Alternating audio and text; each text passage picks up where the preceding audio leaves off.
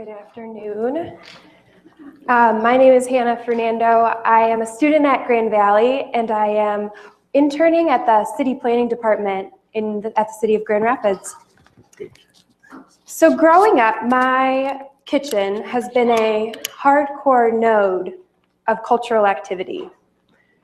My mom was born in Cairo, Egypt, my father in Sri Lanka, and I'm a first-generation college student born and raised here in Grand Rapids. Both of my parents love to cook, and they love to cook together. From their familiar Mediterranean and Sri Lankan family recipes, they experiment with Pan-Asian, Japanese, Hispanic, and many other ethnic foods.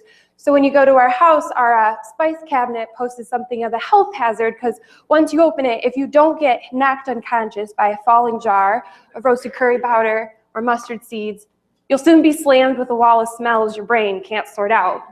It's a real thing. When guests come over for dinner or afternoon tea, they're often drawn to congregate in our kitchen. It's flooded with sunlight and the seductive aroma of baking bread or onions and garlic sizzling in the skillet. On any given evening, it's not unusual to find my family bickering about the doneness of our chicken or the depth of flavor in the spaghetti sauce.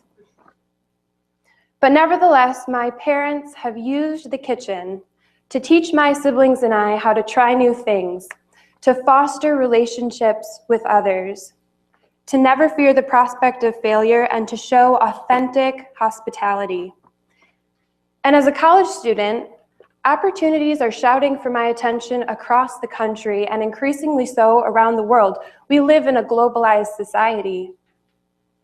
But it is because the feelings of appreciation, acceptance, and belonging run so incredibly deep and true in my kitchen that it remains a place I will always want to return to, give back to, and strive to be a part of. And as I have pursued studies in community development, food systems, economics, and entrepreneurship, I have recognized how vital it is for a city to foster these same lessons of social resiliency as well. You see, our city, Grand Rapids, Michigan, needs to become a little bit more like that kitchen, a place that feels as much a part of a person's home as their kitchen does. A city must be a place where people can come together, innovate, create, and flourish. Studies show that businesses and nonprofit initiatives have a higher rate of long-term success when they come to a city that offers a unique workforce, different experiences, backgrounds, ages, and stories. And Grand Rapids is well on its way, but I believe we still have far to go. We need the right recipe. Some practical, tangible directions that can give us a tangible way to foster a city of diversity. What can we look to here in Grand Rapids that will set us up as a community built to last? I'm talking about sustaining the city. Last year, I found myself committed to a summer job working as a farmhand in Petoskey, Michigan at Covio Farms. So the logic followed that if I'm to advocate for resilient food systems, I would need to understand what it took of the land and the farmer to grow healthy, local, organic produce. So I watched as this farm produced food for the Little Bay regions, schools, markets, festivals, farmers markets, and restaurants and grocery stores. The list goes on. The farm didn't just merely supply the produce, but it facilitated those relationships. And as I became a part of that, I felt more a part of that town in the 4 months I worked there than I have in Grand Rapids my whole life. So last summer, it was made clear to me that communities can find vitality in their local food system. And by food system, I mean the way in which we grow and produce our food, distribute it, market it, and consume it.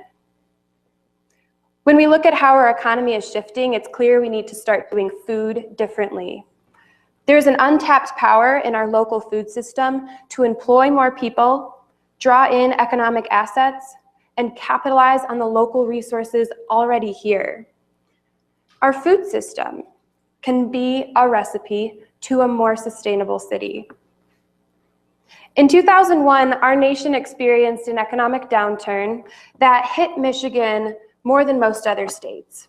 And while the rest of the country began to recover and flourish, Michigan remained stuck in a seemingly single-state recession of its own.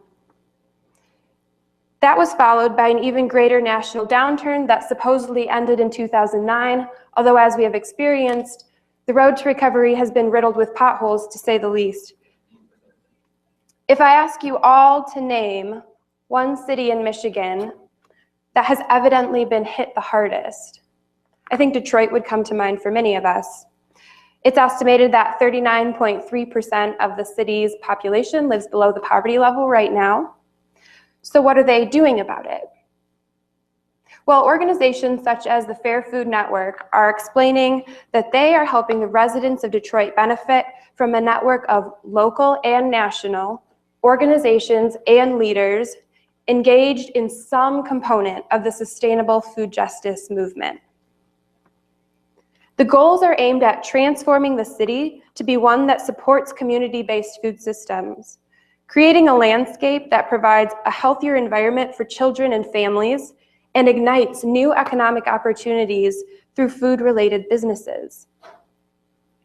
As a result, the city is increasing its nutritious access to healthy, sustainably grown food for its low-income residents through programs such as the Double Up Food Bucks program, which more than doubles the value of $1 when you go to local markets and grocery stores that are certified under the program.